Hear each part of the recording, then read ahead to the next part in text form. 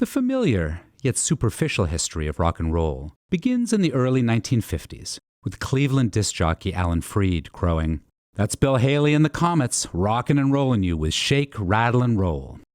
Yet a much deeper history exists and a more complex set of origins. On March 20th, 1915, one of the most influential, if largely forgotten, creators of rock and roll was born, Sister Rosetta Tharpe. Tharpe was born Rosetta Newman, Tharpe being her first husband's name, in Cotton Plant, Arkansas. A musical prodigy, by the age of 6, she was touring with her mother throughout the South, singing and playing guitar, not just as an entertainer, but as an evangelist.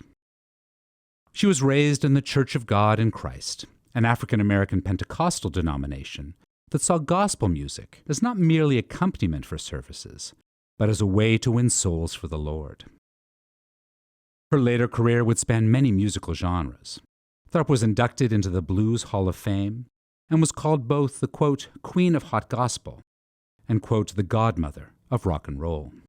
But as the Appalachian Sister affirms, she never left gospel music, though her secular music would alienate some of her fans, who saw blues and jazz as the devil's music. By her early 20s, Tharpe had moved to New York City and was playing the Cotton Club alongside Cab Calloway. She was one of the stars of a 1938 Carnegie Hall concert of black music titled From Spirituals to Swing. In the 1940s, she had success with recordings on both the gospel and popular Harlem Hit Parade Billboard charts, notably 1944's Strange Things Happen Every Day. Tharpe was ahead of her time in other ways as well.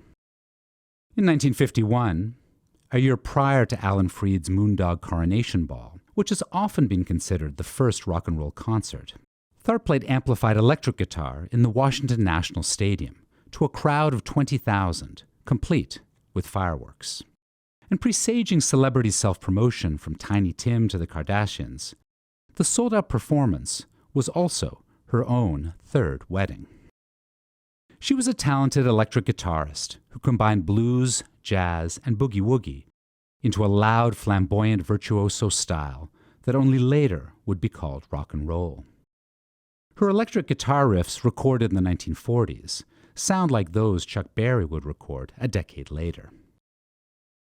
Rumors of Tharpe taking female lovers, both confirmed and disputed by her close associates, followed her during her career, which may have also contributed to some in the gospel community turning their backs on her.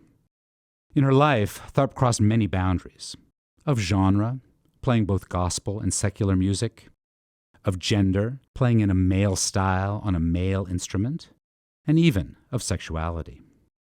Tharpe's career was cut short when she died of complications from diabetes in 1973 at the age of 58. Tharpe has not been given her historical due for several reasons. First, many of the seminal moments in rock and roll, Elvis Presley on Ed Sullivan, Jerry Lee Lewis on Steve Allen, occurred on the segregated media of radio and television. Second, she suffered from the sexist assumption that the rock guitar is a male instrument. Finally, she may have experienced a kind of ageism, the myopic view of post-war popular culture as exclusively a youth culture.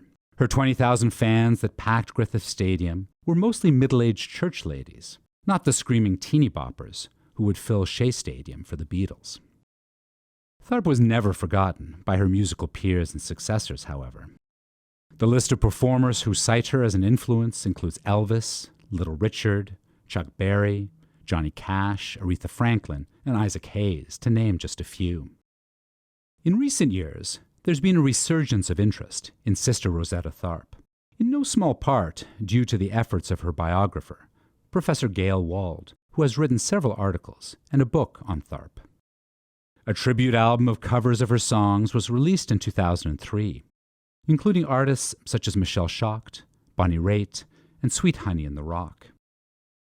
Over 100 years after her birth, Sister Rosetta Tharpe is enjoying a comeback.